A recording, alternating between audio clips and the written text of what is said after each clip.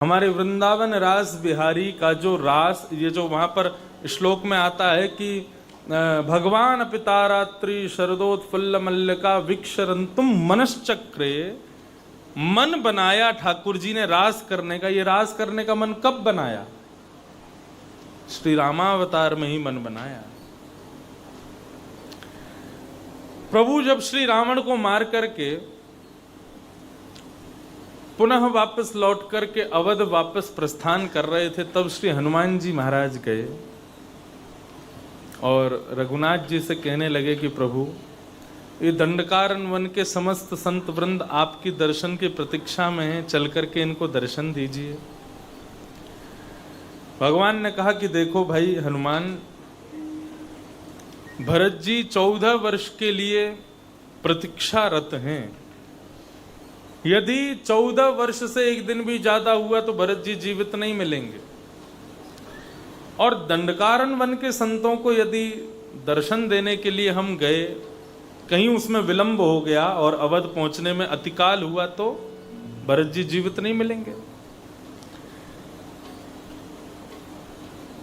हनुमान जी बोले वहां तो एक भरत के प्राण निकलेंगे, लेकिन यहां तो असंख्य भरत अपने प्राण त्याग देंगे आपके वियोग में।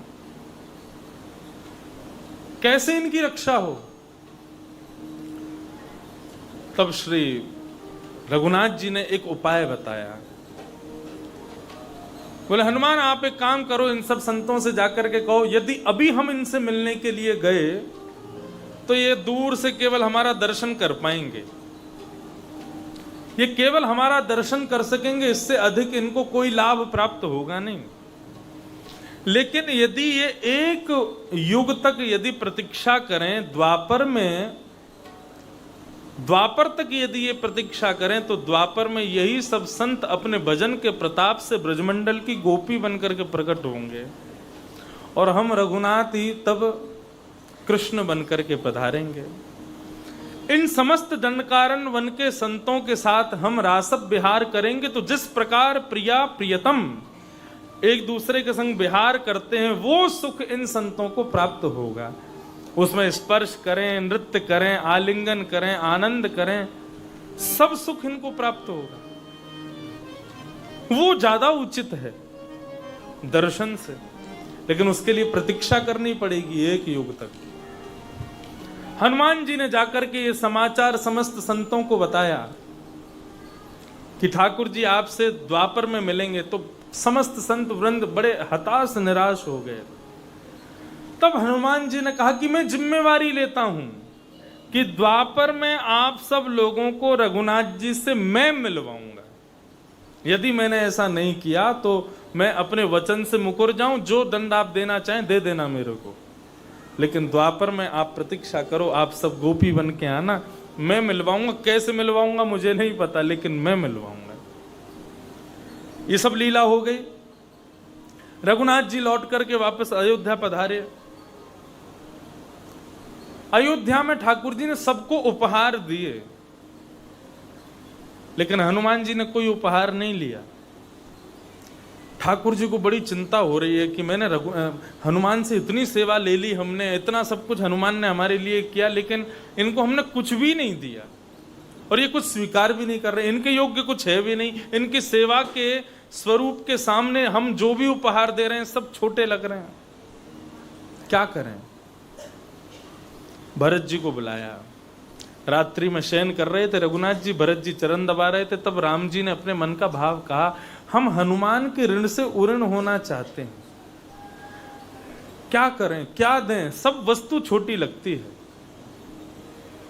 भरत जी ने कहा, बोले प्रभु, जब कभी भी मुझे संशय हुआ मैंने आपकी पादुकाओं से ही उत्तर प्राप्त किया। यदि आप अपने संशय को दूर करना चाहते हैं तो आप भी अपनी पादुकाओं से पूछो। वे 14 वर्ष तक अयोध्या का राज शासन उन्होंने ही किया है, वे साधारण नहीं है।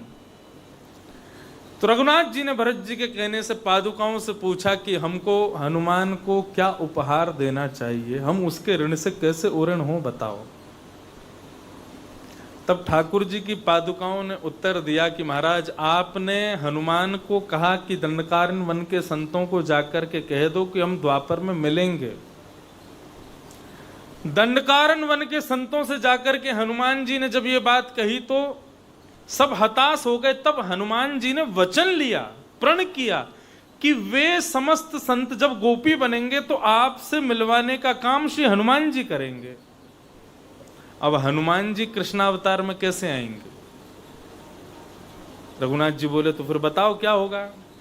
बोले प्रभु ये हनुमान जी महाराज ही द्वापर में आपकी वंशी के रूप में प्रकट होंगे। आप इनको अपने अधरों पर लेटाइएगा, अपनी कोमल उंगलियों से मानो इनके चरण के भाव से इनके छिद्रों को दबाइएगा, इनकी सेवा के भाव से अपनी पलकों को जब आप वेणुनाद करें बार बार खोलिएगा, बंद कीजिएगा, अपनी आंखों की पलकों से चमर डुराइएगा, अपनी नासिका की मोती से मानो इनके ऊपर छत्र रखिएगा। इन्होंने 12 वर्ष आपकी सेवा की, इन्होंने 2 वर्ष आपकी सेवा की। आप जब वन में गए हैं, आप 12 वर्ष तक जब तक वृंदावन में विराजमान रहेंगे इनकी खूब सेवा कीजिएगा। और उनसे हनुमान जी का वचन भी पूर्ण होगा। वेणु के वादन को सुनकर के ही शरद पूर्णिमा की रात्रि में प्रत्येक घर की गोपी वन में पधारेगी और आपके संग रास विहार करेगी। ये सारी लीला इस प्रकार संपन्न होगी और आप हनुमान जी की सेवा के ऋण से ऋण हो जाओगे। तो ये वंशी जो हैं, कई जगह ऐसा भाव है कि ये वंशी शिवस्वरूप हैं, कई जगह ऐसा भाव है ये वंशी हनुमान जी के अवतार। अगर शिवस्वरूप भी हैं तो हनुमान जी भी तो शिव हैं। तो एक प्रकार से वंशी कौन है? बोले हनुमान जी ही वंशी के रूप में पधारे हैं ठाकुर जी के, ऐसा भाव बताया गया। तो ये राम जन्म जो है, रामावतार जो है, ये कृष्णावतार के रास की भूमिका है। यहाँ भूमिका ठाकुर जी ने तैयार की है। ऐसे प्रभु श्री राम को हम बारंबार नमन करते हैं, प्रणाम करते हैं। और अब पीले पीले कपड़े पहन के आप सब बैठे हो, 2 बजे से जिस प्रतीक्षा में बैठे हो वो कार्य अब संपन्न हो। चंद्रवंश का पूरा भाव बताते हुए 2 श्लोकों में संपूर्ण कृष्ण कथा सुना करके शुकाचार्य जी शांत हो गए। भैरवी बहुत ध्यान से सुनिएगा आप। अब कथा भागेगी नहीं, अब धीरे धीरे चलेगी। बहुत ध्यान से सुनो। 4 दिन से अनवरत कथा चल रही है और 4 दिन से हमारी आपकी तरह नहीं, 2 से 6 24 घंटे कथा चल रही है। श्री शुकाचार्य जी मंच पर बैठ करके कथा का वाचन कर रहे हैं और श्री परीक्षित जी महाराज श्रवण कर रहे हैं। सुखदेव जी ने संपूर्ण सूर्यवंश सुनाया, संपूर्ण चंद्रवंश सुनाया और अंत तो गत्वा 2 श्लोकों में संपूर्ण भागवत सुना करके शांत हो गए। मथुरा में ठाकुर जी का जन्म हुआ, गोकुल में जाके ये लीला, वृंदावन में ये लीला, फिर मथुरा के कंस वध, द्वारिका जाके 16,108 ब्याह, महाभारत का युद्ध आदि आदि करवा के भगवान स्वधाम को चले गए। ऐसा कहकर के सुखदेव जी शांत हो गए। 4थे दिन परीक्षित जी सामने बैठे हैं और श्री सुखदेव जी के मुखमंडल को देख रहे हैं। अब आगे क्या सुनाएंगे? सुखदेव जी ने कहा परीक्षित कथा पूरी हो गई। परीक्षित मुस्कुराने लगे और नेत्र सजल हो गए। बोले प्रभु कथितो वंश विस्तारो भवता सोम सूर्ययो राज्ञा चो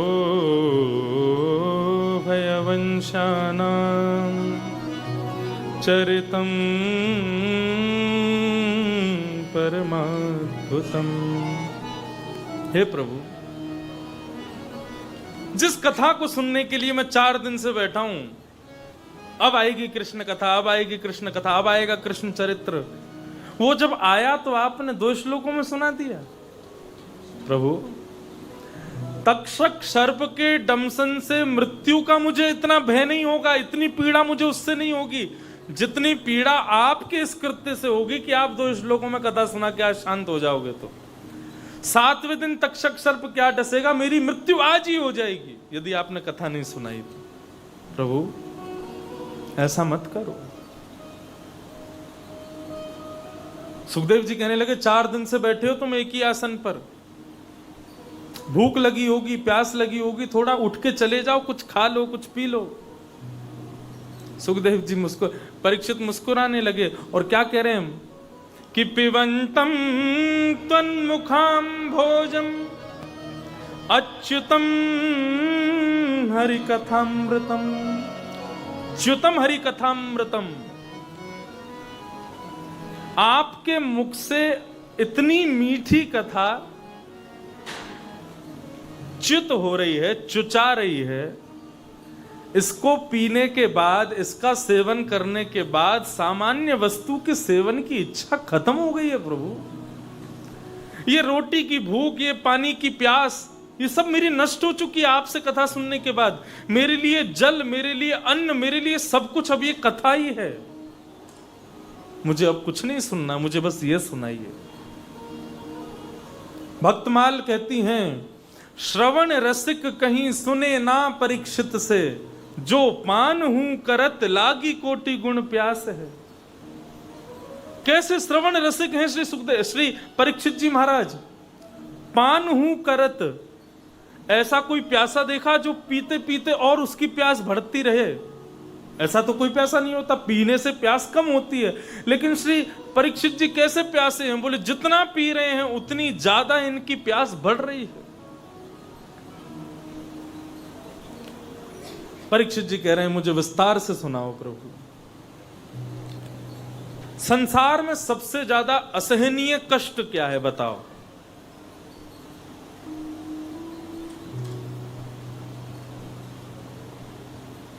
वासुदेव जरा कष्टम कष्टम निधन जीवनम, पुत्र शोक महाकष्टम, कष्टात् कष्ट कर क्षुधा। दुनिया में सबसे बड़ा कष्ट क्या है? महाभारत युद्ध जब पूर्ण हुआ और जब संजय ने ऐलान किया कि भाई 100 के 100 पुत्र मारे गए आपके, तब गांधारी धृतराष्ट्र के पास जाके कहती है, मैं अपनी आंखों की पट्टी खोल करके अपने पुत्र, मरे हुए पुत्रों को देखने जाऊं? धृतराष्ट्र कहते हैं जाओ। 18 दिन से भूखी प्यासी गांधारी अपनी आंखों की पट्टी खोल करके प्रथम बार अपने मरे हुए पुत्रों को वर्षों बाद देखने जा रही है। रणभूमि में जा रही थी, 18 दिन से कुछ खाया नहीं था कि मेरे पुत्र जीत जाएं, मेरे पुत्र विजयी हों, उसका व्रत कर रही थी। जैसे ही रणभूमि में पहुंची तो द्वारिकाधीश वहां पर बेर का वृक्ष बन के खड़े हो गए। अब एक तो गांधारी को भूख लगी, ऊपर से बेर का वृक्ष दिखाई देने लगा, तो गांधारी के मन में इच्छा हुई कि मैं अपने पुत्रों को देख करके रुदन करूंगी और मेरी शक्ति क्षीण होगी, उससे पहले कुछ खा लेती हूं। और बेर जो होता है वो बहुत जल्दी पचता नहीं है, इसीलिए ठाकुर जी का नाम बद्रीनाथ है। बेर को ही बद्री बोलते हैं। वहां पर बेर खा करके भजन कर रहे हैं ठाकुर जी। बेर खाते हैं तो बहुत समय तक भूखा रहा जा सकता है, इसलिए ठाकुर जी कौन बने? बद्रीनाथ। बेर खाते हैं, लक्ष्मी वहां बद्री स्वरूपा है। तो बेर का वृक्ष जैसे ही देखा तो गांधारी व्याकुल हो गई, कैसे खाऊं कैसे खाऊं, ये बेर कैसे खा लूं। तो आसपास कुछ दिखा नहीं तो शवों को पकड़ पकड़ करके लाई, एक के ऊपर एक शव रखती गई, बेर को पकड़ने लगी। जैसे जैसे बेर हाथ में आवे वृक्ष और ऊंचा हो जाए, 100 के 100 पुत्रों के शव रख दिए, उनकी छाती पर खड़ी हो गई। बेर जैसे ही हाथ में पकड़ा, वृक्ष अंतर्ध्यान हो गया। शंख चक्र गदा पद्मधारी द्वारिकाधीश प्रकट हो गए। गांधारी जी क्या कर रही हो आप? बोले मैं अपने मरे हुए पुत्रों से मिलने आई हूं, बहुत भूखी थी तो सोचा थोड़े बेर खा लूं। अच्छा मिलनी अपने पुत्रों से? बोले नहीं, मिली नहीं अभी। तो कहां जाओगी मिलने के लिए? चलो आपकी थोड़ी सहजता कर देते हैं, नीचे नजर करके देखो। नीचे नजर करके देखा तो 100 पुत्रों की टीले पर ही, उनकी छाती पर ही गांधारी खड़ी थी उस बेर को तोड़ने के लिए। तब गांधारी कहती है, दुनिया में सबसे बड़ा कष्ट क्या है कन्हैया? आज मुझे पता चल गया। क्या है बुआ? बोले वासुदेव जरा कष्टम। सबसे पहला कष्ट क्या है? बोले बुढ़ापा, जरा। लेकिन कष्टम निर्धन जीवनम, उससे भी बड़ा कष्ट क्या है? बुढ़ापे के साथ साथ निर्धनता। लेकिन महाकष्ट क्या है? बोले पुत्र शोक, महाकष्टम।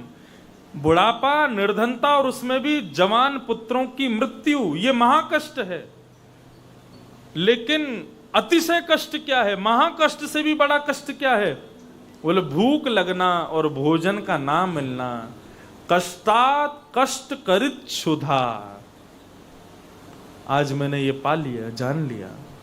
पुत्र शोक से भी बड़ा यदि कोई कष्ट है तो वो भूखे व्यक्ति को जब भोजन नहीं मिलता उसको जो कष्ट होता है ना, वो कष्ट पुत्र शोक से भी बड़ा कष्ट है। आज मैंने ये पता कर लिया। तो कहने का अभिप्राय यहां पर परीक्षित जी महाराज उस महाकष्ट, महान महान कष्ट को भी जीत रहे हैं। किसके लिए? कृष्ण कथा सुनने के लिए। जब ऐसी कृष्ण कथा सुनने की ललक होती है ना, तब चौथे दिन जाकर के कृष्ण जन्म में प्रवेश होता है। जो कथा में बैठे बैठे भी केवल घड़ी देखते रहते हैं कि अब कितना समय हो गया, भोजन कब मिलेगा, प्रसाद कब मिलेगा, रोटी खाने कब जाएंगे हम, ऐसे लोगों को कृष्ण कथा में कभी प्रवेश मिल ही नहीं सकता। समय का भी भान ना लगे, समय का भी पता ना लगे, ठाकुर जी कब 6 बज गए ये पता भी ना चले, तो समझो कि आप वास्तव में कथा सुन रहे हो। ऐसी ललक जब जगती है तब ठाकुर जी प्राप्त होते हैं। सुखदेव जी के, परीक्षित के इस मन को, भाव को सुनकर के सुखदेव जी अत्यंत प्रसन्न हुए और कहने लगे अब मैं तुमको कृष्ण कथा सुनाऊंगा। मैं तो बस परीक्षा ले रहा था, देखूं तो सही तुम कितने कितने उत्सुक हो सुनने के। कि वसुदेव ग्रहे साक्षात भगवान पुरुष पर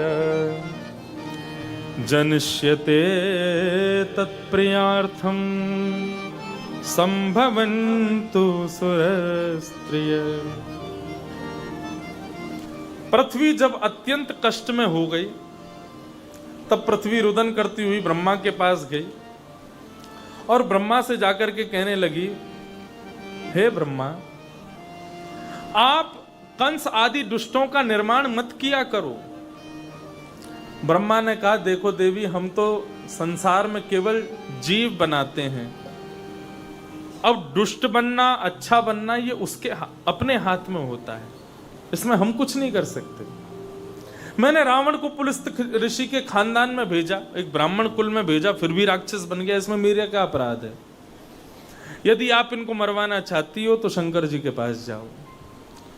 शिव के पास जब गई तो शंकर जी बोले, देवी देखो, हम तो प्रलय ला देंगे, सज्जन भी मरेंगे, दुर्जन भी मरेंगे। अगर तुम केवल दुर्जनों को मरवाना चाहती हो तो नारायण के पास जाओ। तब पृथ्वी नारायण के पास गई, जाकर के प्रार्थना की और भगवान ने आकाशवाणी करते हुए कहा, साक्षात भगवान प्रकट होने जा रहे हैं। किसके घर में? बोले वसुदेव ग्रहे साक्षात भगवान पुरुष पर।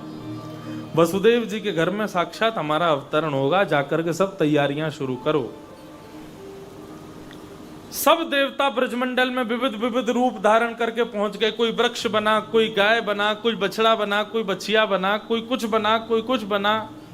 भगवान शिव नंदगांव के पर्वत बन गए, ब्रह्मा जी बरसाना पर्वत बन गए और नारायण साक्षात गोवर्धन पर्वत बन गए। सब पहुंच गए वृंदावन में, ब्रजमंडल में। सूरसेन मंडल के राजा हैं, राजा सूरसेन। सूरसेन के पुत्र का नाम है वसुदेव। और मथुरा मंडल के राजा हैं उग्रसेन। उग्रसेन के भाई का नाम है देवक, देवक की बेटी है देवकी, और उग्रसेन के बेटे का नाम कंस। कंस अपनी चाचा की बेटी का ब्याह वसुदेव जी से करता है और अपनी बहन को आज विदा करने के लिए जाता है। तभी आकाशवाणी होती है, अरे कंस, इसी बहन का अष्टम गर्भ तेरा काल होगा। अपनी बहन को मारने के लिए जैसी तलवार उठाता है कंस, चरणों में गिर पड़ते हैं वसुदेव जी और वचन देते हैं, मैं अपने आप इनको कुछ मत कीजिए, जितने भी पुत्र होंगे मैं सब तुमको प्रदान करूंगा। इस विश्वास पर कंस देवकी वसुदेव को मुक्त कर देता है। पहले बालक का जन्म होता है, वसुदेव जी अपने बालक को लेकर के कंस के पास जाते हैं, तो कंस दयावंत होकर के उस बालक को मुक्त कर देता है। कोई बात नहीं वसुदेव जी, पहला बालक है, मैं भी तो इसका मामा हूं, ये मेरा भांजा है, इसको छोड़ देता हूं, कोई बात नहीं, 8वां मुझको दे दीजिएगा। अब तो वसुदेव जी बड़े प्रसन्न हो गए, बोले कि हमको बालक मिल गया। कंस ने बड़ी दया करी, बड़ी कृपा करी, लेकर के जाने लगे। तो देवताओं के मन में ये प्रश्न उत्पन्न हो गया, कहीं कंस सुधर तो नहीं जाएगा। यहाँ जितनी भी गतिविधियां हो रही हैं आप सब पर ध्यान छोड़ो, मेरे को देखो बस। ये सब लीला अभी आपके लिए ही हो रही है। ठाकुर जी का अवतरण होगा, उसका दर्शन करना, लेकिन अभी कथा सुनो। आप लोग इधर उधर देखते रहोगे तो मैं कथा किसको सुनाऊं? मैं भी इधर उधर देख के ही कथा करूं तो कैसा लगेगा? इसलिए सब इधर ही देखो, प्रेम से कथा सुनो। तो कंस ने पहले बालक को मुक्त कर दिया। देवताओं को लगा कहीं कंस सुधर ना जाए, कहीं ये सुधर गया तो भगवान अपना आना कैंसिल कर देंगे। नारद जी से कहा जाकर के कंस की मति को भ्रमित करो। नारद जी गए, कंस से जाकर के कहने लगे, अरे कंस, तूने उस बालक को मुक्त क्यों कर दिया? बोले, अरे पहला बालक है मेरी बहन का, मैंने छोड़ दिया। 6-7 बालकों से तो मुझे कोई कष्ट नहीं है ना, 8वां मार दूंगा। नारद जी बोले, नहीं नहीं कंस, पहले से 8वां कोई भी तुम्हारा वध कर सकता है, किसी को भी मत छोड़ो। अब तो महाराज कंस को क्रोध आया, जाकर के उसने वसुदेव जी के प्रथम बालक का वध कर दिया। वसुदेव देवकी दोनों को कारागृह में डाल दिया और एक एक करके 6 बालकों को मार दिया। 7वें बालक के रूप में श्री बलराम जी महाराज का अवतरण होने जा रहा था। भगवान ने योग माया का आश्रय लेकर कहा कि आप इनका स्थानांतरण कर दीजिए, क्योंकि यदि बलराम जी का जन्म हुआ, कंस मारने आया, तो बलराम जी वही कर देंगे जो मुझे करना है, कंस को यही मार देंगे। शेषनाग हैं, भयंकर क्रोधी हैं, इसलिए कंस से ये मिले उससे पहले ही इनको रोहिणी जी के गर्भ में भेज दो। अगर आपने ऐसा किया तो कलयुग में आपकी बड़ी पूजा होगी। योग माया ने यह कार्य कर दिया। कंस को समाचार मिला, 7वां बालक गर्भ में ही नष्ट हो गया। 7वें बालक के रूप में श्री बलराम जी का जन्म हुआ। कहां? गोकुल में, रोहिणी के गर्भ से। अब 8वां बालक आ रहा है। कंस ने डबल डबल ताले लगा दिए, डबल डबल सैनिक बैठा दिए। 8वां कहीं निकल के ना भाग जाए, मेरा शत्रु है। हमारे पूज्य नाना जी बताते थे कि भगवान ने अपने 6 भाइयों की रक्षा क्यों नहीं की। देवकी के 6 भाई और हुए, 6 पुत्र और हुए, ठाकुर जी ने उनकी रक्षा क्यों नहीं की? ये तो कितना बड़ा एक भक्तों के लिए एक दुखद समाचार होगा कि भगवान अपने स्वयं के बड़े भाइयों की रक्षा नहीं कर पाए, हमारी क्या रक्षा करेंगे? हमारे पूज्य नाना जी इसके विषय में बड़ा सुंदर उत्तर देते थे। हमारे पूज्य नाना जी पुष्टि मार्गीय थे और वे इतना सुंदर उत्तर देते थे। वे कहते थे, लाला, ये जो 6 बालक भय ना देवकी के, इनको कंस ने ना मारो। तो मैंने कि नाना जी तो फिर ये कैसे मरे? बोले, ये खुद ही मर गए। मैंने कि क्यों, खुद ही क्यों मर गए? इनके लिए तो सौभाग्य की बात थी कि हम ठाकुर जी के बड़े भाई बन के जा रहे हैं। बोले, लाला देख, बात को समझ। जैसे ही इन बालकन को जन्म भयो, और देवकी मैया इन बालकन को अपनो पयोधर पिबावे के काजे जैसे ही अपने स्तन के पास लाती, तो ये बालक मन में विचार करते, हम देवकी के पुत्र हैं, हमारे बाद ठाकुर जी जन्म लेंगे और वे देवकी माता के पयोधर से दुग्धपान करेंगे। यदि हमने आज पयोधर का पान करके इसको उच्छिष्ट कर दिया, इसको झूठा कर दिया, तो हमारा झूठा दूध ठाकुर जी पिएंगे, हमको कितना बड़ा पाप लगेगा। तो इसलिए वे बालक सोचते थे कि देवकी हमारी बात समझेगी नहीं, हम छोटे बालक हैं, अगर हम मुंह बंद करेंगे तो जबरदस्ती पिला देगी, छोटा बालक है।